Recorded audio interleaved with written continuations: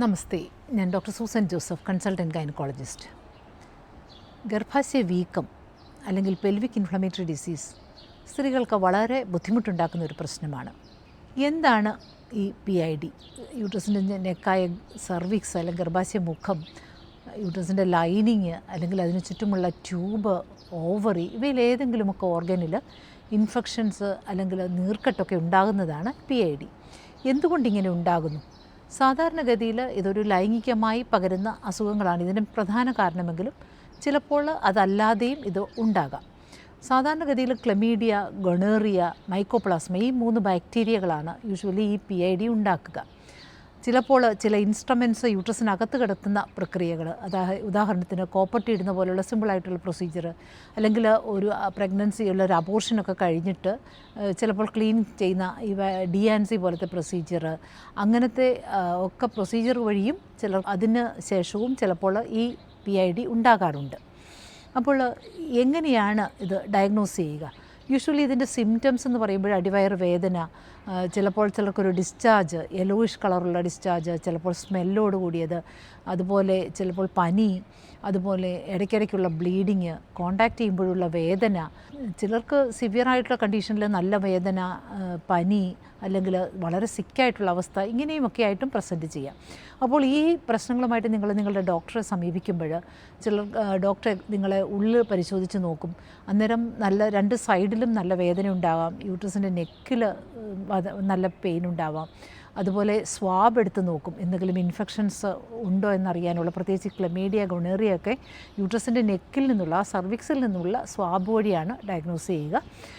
അപ്പോൾ ഈ swab test positive ആണെങ്കിൽ നമുക്കത് ഉറപ്പിക്കാം ഇൻഫെക്ഷൻ ആണെന്ന്. പക്ഷേ നെഗറ്റീവ് ആണെങ്കിൽ നമുക്ക് 100% ഈ പ്രോബ്ലം ഇല്ല എന്നും പറയാൻ പറ്റില്ല. അൾട്രാസൗണ്ട്, പ്രത്യേകിച്ച് വജൈനൽ സ്കാൻ, ഉള്ളിൽ കൂടെ ചെയ്യുന്ന സ്കാനിൽ നമുക്ക് യൂട്രസിൻ്റെ ചുറ്റുമുള്ള ഭാഗങ്ങൾ, എന്തെങ്കിലും പ്രത്യേകിച്ച് ടിയോമാസ് പറയും, യൂട്രസും ട്യൂബും ഓവറിയും എല്ലാം കൂടെ ഒരു നീർക്കെട്ടിൻ്റെ ഒരു സ്വെല്ലിംഗ് ആയിട്ടിരിക്കുന്ന അവസ്ഥ, അതുപോലെ ചിലപ്പോൾ ഒരു പഴുപ്പുണ്ടെങ്കിൽ ടിവോ ആബ്സസ് എന്ന് പറയും, അതുപോലെ അങ്ങനെ ഒരു പഴുപ്പ് കെട്ടിക്കിടക്കുന്ന അവസ്ഥ, ഇങ്ങനെയൊക്കെ നമുക്ക് ഡയഗ്നോസ് ചെയ്യുവാനായിട്ട് വജൈനൽ സ്കാന്, ചിലപ്പോൾ MRI, അങ്ങനത്തെ ആവശ്യങ്ങൾ ഇപ്പോൾ വേണ്ടി വരാം. ലാപ്രോസ്കോപ്പി ചിലപ്പോൾ നമുക്ക് ഡയഗ്നോസ് ചെയ്യാനും വേണ്ടി വന്നാൽ അതിൻ്റെ ട്രീറ്റ്മെൻറ്റിനും വളരെ അപൂർവമായിട്ട് ഉപയോഗിക്കേണ്ടി വരുന്നുണ്ട്. ചില കണ്ടീഷൻസ്, പ്രത്യേകിച്ച് ഇതിൽ നമുക്ക് PID ആണോ അതോ വേറെ വല്ല പ്രോബ്ലംസ് ആണോ എന്ന് തമ്മിലൊരു വ്യത്യാസം, എപ്പോഴും ഒരു സംശയം ഉണ്ടാകുന്ന കാര്യങ്ങളാണ്. ചിലപ്പോൾ യൂറിനറി ഇൻഫെക്ഷൻ ആകാം, ചിലപ്പോൾ എൻഡോമെട്രിയോസിസ് പോലുള്ള അവസ്ഥയാകാം, ചിലപ്പോൾ ട്യൂബൽ പ്രഗ്നൻസി ആവാം. അതിനാണ് നമ്മളെപ്പോഴും ഈ വേദനയായിട്ട് വരുന്നവരിൽ എപ്പോഴും ഒരു β-HCG ടെസ്റ്റ് കൂടെ ചെയ്യാൻ കാരണം, ഇങ്ങനത്തെ കാര്യങ്ങൾ നമുക്ക് പ്രോബ്ലം ഇല്ല എന്ന് ഉറപ്പിക്കാനാണ്. പിന്നെ എങ്ങനെയാണ് ഇതിൻ്റെ ട്രീറ്റ്മെൻറ്റ് എന്ന് നോക്കാം. സാധാരണഗതിയിൽ മൈൽഡായിട്ടുള്ള പ്രോബ്ലംസിനൊക്കെ OP ആയിട്ടുള്ള ട്രീറ്റ്മെൻറ്റ്, സാധാരണ ഒരു ഇഞ്ചക്ഷൻ എടുത്തിട്ട് ബാക്ടീരിയകൾക്കുള്ള ഒരു കവറേജിന് വേണ്ടി 2 ആൻറ്റിബയോട്ടിക് സാധാരണ 14 ദിവസത്തേക്കിന് വരുന്ന ഒരു ട്രീറ്റ്മെൻറ്റാണ് സാധാരണ ചെയ്യുക.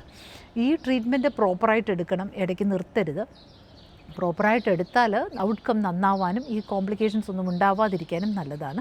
പക്ഷേ റിപ്പീറ്റഡ് ആയിട്ടുള്ള ഇൻഫെക്ഷൻ വരികയാണ്, അതുപോലെ തന്നെ പ്രോപ്പറായിട്ടുള്ള ട്രീറ്റ്മെൻറ്റ് ഒന്നും എടുത്തില്ല എങ്കിൽ ഇതിൻ്റെ ഇതിൻ്റെ പ്രോബ്ലംസ് കൂടാനുള്ള സാധ്യതയുണ്ട്.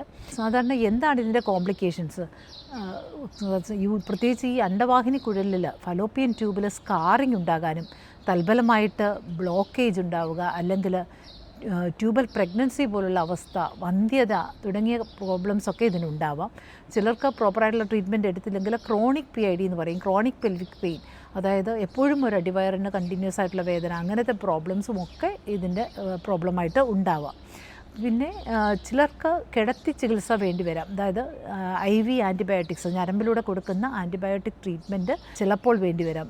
പ്രഗ്നൻസിയിൽ ഇതുപോലെ പെൽവിക് ഇൻഫെക്ഷൻ ഉണ്ടെങ്കിൽ, അതുപോലെ സിവിയറായിട്ടുള്ള ഹൈ ഗ്രേഡ് ആയിട്ടുള്ള ഫീവർ, അല്ലെങ്കിൽ സാധാരണഗതിയിൽ ടാബ്ലറ്റ്സ് ഒന്നും എടുക്കാൻ പറ്റാത്ത അവസ്ഥ, അതുപോലെ സ്വെല്ലിങ്, എന്തെങ്കിലും ആബ്സസ് ആയിട്ടിരിക്കുന്ന അവസ്ഥ, നമുക്ക് ഈ ടോളറേറ്റ് ചെയ്യാൻ പറ്റാത്ത അവസ്ഥ, അല്ലെങ്കിൽ ഈ ആൻറ്റിബയോട്ടിക്സ് എടുത്തിട്ടും ട്രീറ്റ്മെൻറ്റ് ഈ പ്രോബ്ലം മാറാത്ത അവസ്ഥ, ഇങ്ങനത്തെ കണ്ടീഷനിലൊക്കെ കിടത്തിയുള്ള ചികിത്സ വേണ്ടി വരാം. നമുക്കിത് പ്രിവെൻറ്റ് ചെയ്യാൻ പറ്റുമോ എന്ന് ചോദിച്ചാൽ, സേഫ് സെക്സാണ് ഏറ്റവും ഇമ്പോർട്ടൻറ്റ്. പ്രത്യേകിച്ച് നിങ്ങൾക്കൊരു പുതിയ പാർട്ട്ണർ ആണ് എങ്കിൽ ബാരിയർ മെത്തേഡ്, അതായത് കോണ്ടം പോലുള്ള കോൺട്രാസെപ്റ്റീവ് മെത്തേഡ് നമ്മൾ പറയും, കോണ്ടം പോലുള്ള മെത്തേഡ്സ് തീർച്ചയായിട്ടും യൂസ് ചെയ്തിട്ട് വേണം കോണ്ടാക്റ്റ് ചെയ്യുവാൻ. പാർട്ട്നേഴ്സിന് പരസ്പരം ഉണ്ടാവാതിരിക്കാൻ, ഈ ഇൻഫെക്ഷൻ പരസ്പരം കിട്ടാതിരിക്കാനായിട്ട് ഈ കോണ്ടം പോലുള്ള മെത്തേഡ്സ് വളരെ ഇഫക്റ്റീവാണ്. അതുപോലെ ആക്റ്റീവ് സെക്ഷുവൽ ലൈഫുള്ള യങ് ഏജ് ഗ്രൂപ്പിലെ കുട്ടികൾ പ്രത്യേകിച്ച് ഇടയ്ക്ക് ഇതുപോലുള്ള ഒരു സ്ക്രീനിങ്, ജസ്റ്റ് ഒരു 6 months അല്ലെങ്കിൽ ഒരു 1 year ഒരിക്കലെങ്കിലും ഈ സ്വാബ് എടുത്ത് ക്ലമീഡിയ പോലുള്ള പ്രോബ്ലം, ക്ലമീഡിയ ഗൊണോറിയ ഒക്കെ ഉണ്ടോ എന്നറിയാനുള്ള ഈ സ്വാബ് ടെസ്റ്റുകളും ഈ PID ഉണ്ടാകുന്നതിൽ നിന്ന് പ്രിവെൻറ്റ് ചെയ്യാൻ പറ്റും. നിങ്ങൾക്കതുണ്ടെങ്കിൽ അതിൻ്റെ പ്രോപ്പറായിട്ടുള്ള ട്രീറ്റ്മെൻറ്റ് എടുത്താൽ നിങ്ങൾക്ക് ഇതിൻ്റെ കോംപ്ലിക്കേഷൻസ് ഉണ്ടാകുന്നതിൽ നിന്ന് പ്രിവെൻറ്റ് ചെയ്യാൻ പറ്റും.